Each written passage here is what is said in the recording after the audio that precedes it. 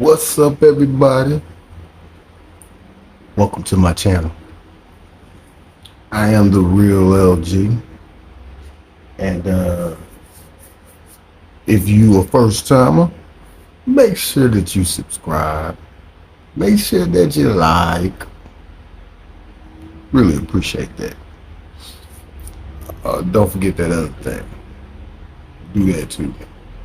Um, this is another Joe Rogan and Jordan Peterson's interview.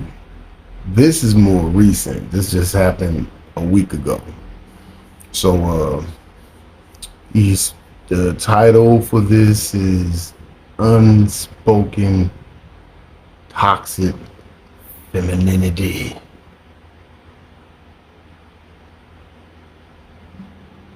Let's get to it. Freud was no dummy when he pointed to the fact that the devouring mother was one of the major impediments to proper human development. He knew that, looking deep into the darkest families and seeing this proclivity of the overprotective mother to destroy the developing integrity of the child, to keep the child infantile, to cling to that relationship instead of developing a life for herself and letting the child go flourish. That's Hansel and Gretel, right? You're lost in the woods. Why? Hold up. You see that? Did you hear what he said?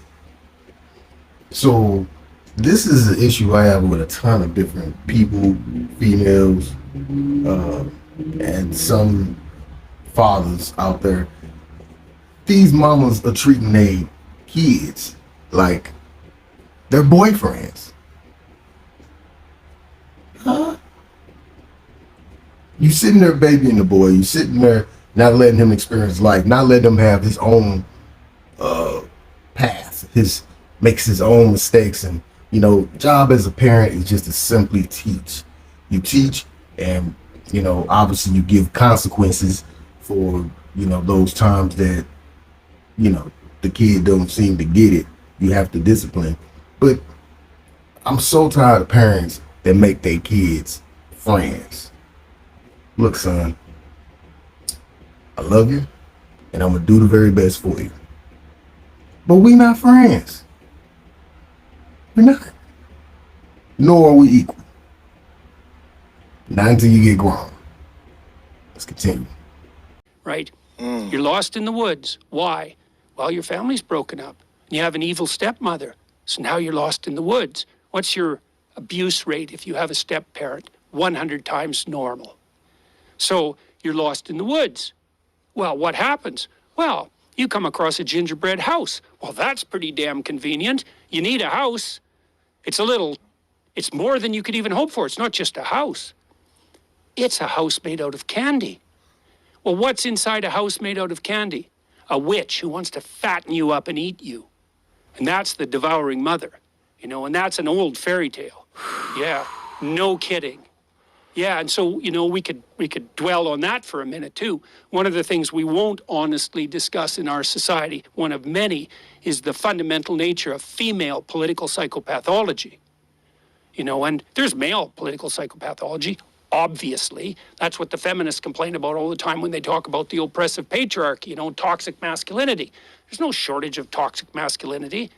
So is there any toxic femininity? Well, not if the feminine is just the, oppressed virgin goddess whose nature, but how about we don't live in that fantasy world? And we know, there's female political pathology, the tendency to infantilize everyone, and the tendency to assume that everyone who doesn't go along with the infantilization is properly characterized as a predator. Yeah, and a lot of that boils down to this Metoo movement most recently, but it started back when they was burning their bras. Women's liberation and women's rights and all that. And somewhere along the way between the 70s and now the 2000s, men have gotten their dicks cut off. Their balls are removed and then placed in a jar and then fondled in front of them to make fun of them.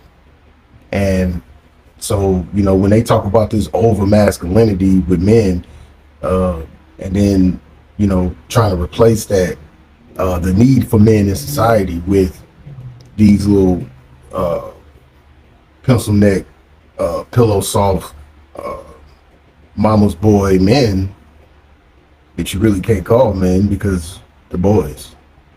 They didn't live the life. They didn't go through hardships like the average man would do.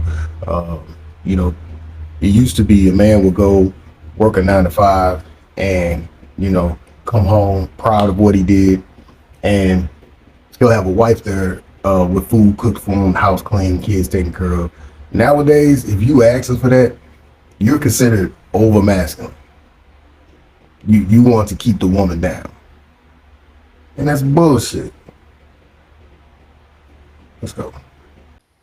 And so, you wonder why are the universities turning into extended daycares? Well, a lot of the reason for that is that women who don't have anything better to do are turning the university students into the infants they never had.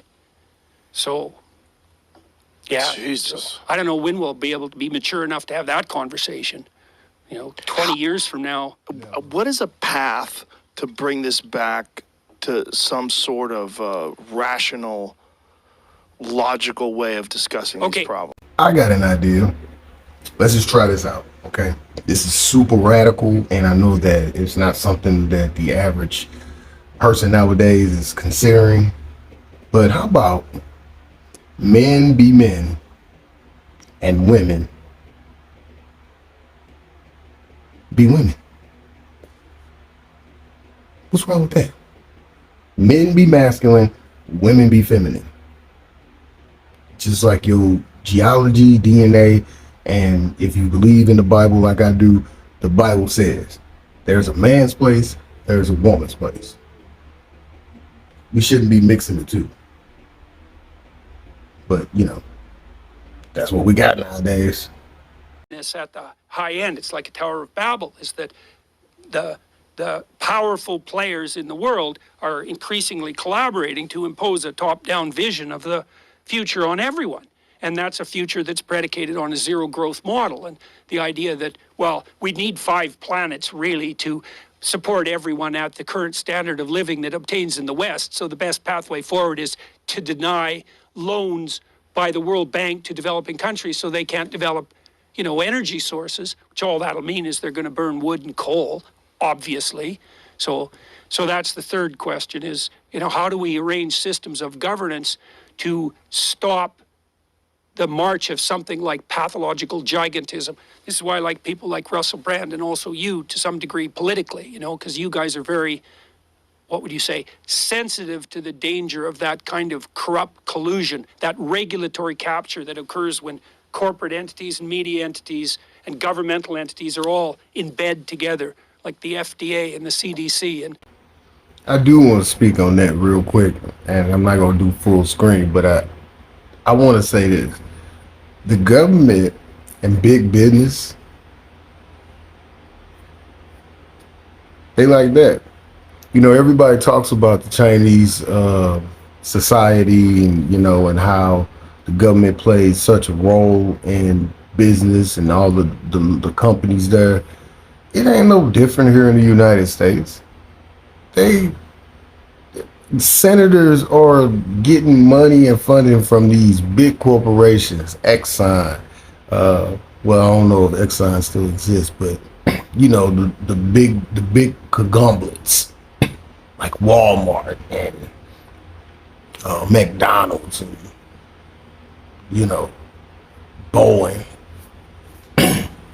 Each and every one of them senators that you elect to Congress, they're getting money from these people. You don't think they're gonna go in, have to craft up a law, and that law ain't gonna benefit their beneficiaries, the people that pay their mortgage, the folks that's putting millions of dollars in their bank accounts. You think these senators ain't gonna sit there and write that bill up to benefit that company? Hell yeah. Without end. So that's the third question. The fourth question is, what do we put forward as a vision on the family policy front to facilitate the what would you call it, the encouragement and the maintenance of long-term monogamous couples who are child-centered, and to make increasing the birth rate part of that policy, to put policies in place that would support long-term stable monogamous families, two-parent families, and child-centered. You know, because in the West, because we're very immature, we think that the purpose of a marriage is the happiness of the people who are involved in the marriage, the husband and the wife. And that's just not the purpose of marriage at all. The purpose is long-term facilitation of their psychological and spiritual development and the establishment of an environment that's beneficial to children. That's a responsible way of thinking about it. And so we need to have a serious conversation about what that means. And, you know, it's tricky because, like, I think the ideal has to be long-term committed monogamous heterosexual relationships. And I had a big conversation about this with Dave Rubin. You know, Rubin's gay and he's married, and him and his partner now have 2 infants, and we talked through how that was. It was a very hard thing for them to arrange, obviously. Why? Well, they're both male. So that poses a severe problem on the reproductive front, right? And so they managed that. They have 2 infants, but it's very complex, and it's obviously not a solution to the problem of relationship and reproduction. I mean, really, we've all gone astray as far as what the family is, what the definition of a family is, and the way that a family is structured. At least, you know, speaking to here in the United States, we've kind of, you know, muggied up that whole concept and idea. So it's always going to be a situation where we got to reroute and navigate around, you know, new situations. But at the end of all that, because my whole point to say all that is this: the kid and the kids is what matters in a marriage. So thinking that, hey, because I don't feel this woman, or hey, I don't feel this man, that's selfish, and you should stop. Don't forget to come on back to my channel to check out more videos like this. Don't forget to subscribe.